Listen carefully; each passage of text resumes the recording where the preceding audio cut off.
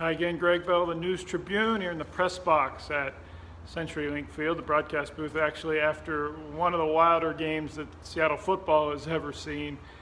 The Seahawks coming from behind to beat the Houston Texans 41-38 on a touchdown pass from Russell Wilson to Jimmy Graham with 21 seconds left, 18 yards. Jimmy Graham was wide open. Graham said as wide as he's been open the entire season. Yeah, Graham did talk.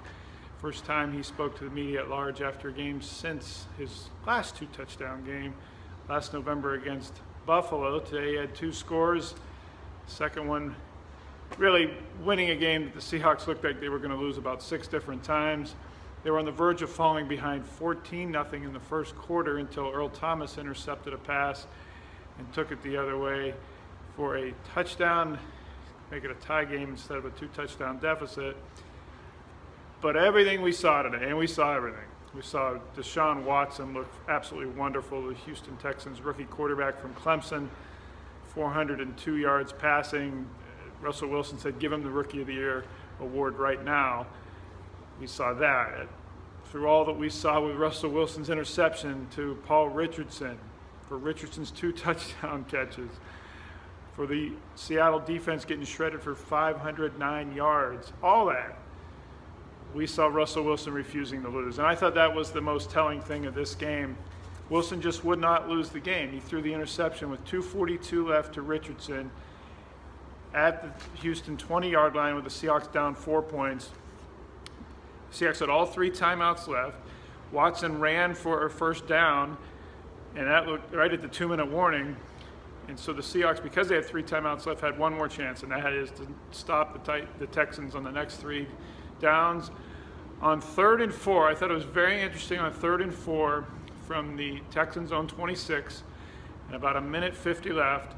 Instead of what I thought was going to be a read option keep by Watson, the Texans decided to run the ball up the middle to their fullback, and he got nowhere because Sheldon Richardson was waiting for it. I asked the Seahawks defensive tackle if he thought Watson was going to keep the ball, and he said no, that was the right read from the rookie quarterback to hand it off there, but that he was expecting him to, and that's why Richardson was there to make the stop. Richardson raised his fist in the air, closed fist to signal 4th down, knowing that he had given the Seahawks their offense their final chance to score. The Seahawks got the ball back at their own 20 with 1:39 left and no timeouts. In the very first play of that drive, Wilson post route to Paul Richardson one-on-one.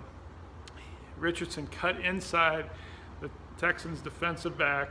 It really was a jump ball from Wilson. Richardson caught it for a 48-yard gain that got the Seahawks on their way, on their winning drive. After the game, Richardson said all the work that he and Wilson have done in Los Angeles, both in the recent offseason and in the bye week a couple weeks ago when Wilson and Richardson went to the USC campus and on their practice field just ran routes. He said the very last route they run of every one of those practice sessions in LA is the same route he ran for the 48-yard gain to start that drive, a post route one-on-one.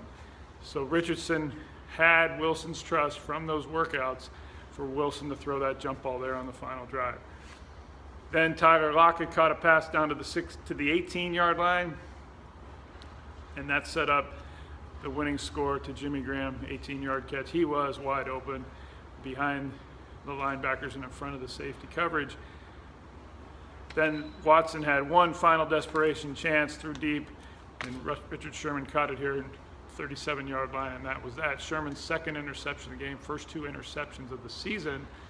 But he and everybody else had their problems with DeAndre Hopkins and Deshaun Watson. Hopkins went for 225 yards.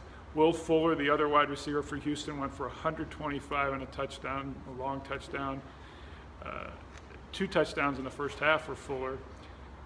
It was a defensive shredding by Houston. They just went after the Seahawks.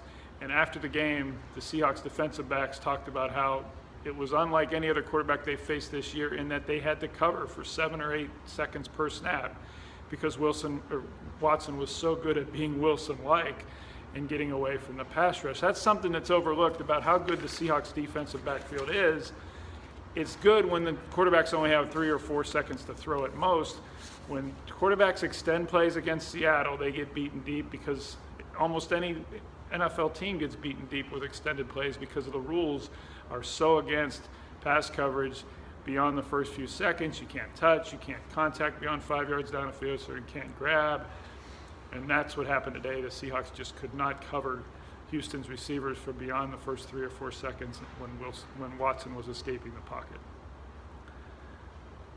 Nobody was talking about, well, I shouldn't say no one was talking about how the defense got shredded after the game for the Seahawks.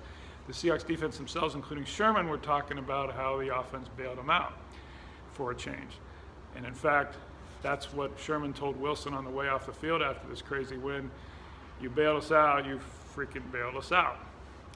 Wilson had a career passing day, as you probably know by now, beating Matt Hasselbeck's 15-year-old team record back from 2002, 452 yards passing from Wilson.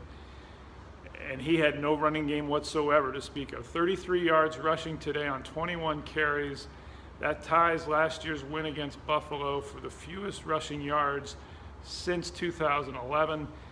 The Seahawks still don't have a running game, and now the question is going to start to become, do they need one? If the performances like they got today from Russell Wilson, do they need a running game to sustain and win this season? Because the Seahawks are now 5-2 after their 4th straight win. They're home here next week against the Washington Redskins, who are 3-4, and then a very wounded Arizona Cardinals team the Seahawks go to on a Thursday night, a week from Thursday, before coming home again after that. So this is the haymaking time on the Seahawks schedule, and they are 5-2 at this point, with still 2 of the next 3 games at home. Thanks as always for watching, reading my coverage at thenewstribune.com, and on Twitter at gbellseattle.